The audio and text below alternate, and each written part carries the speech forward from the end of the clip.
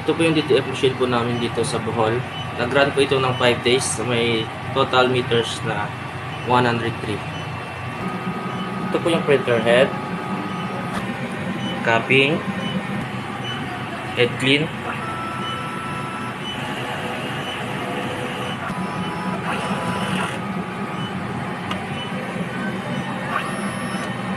nasan po yung wiper,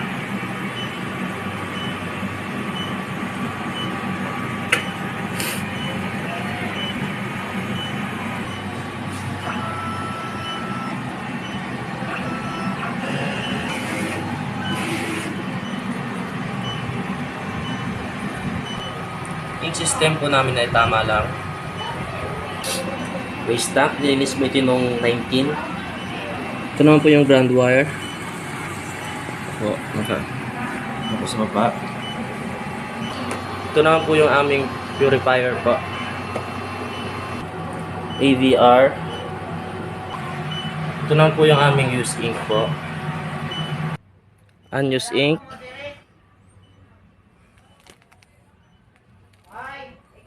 Ito naman po yung aming na-consume. Ito po yung cyan, magenta, black, yellow, at white po. Powder.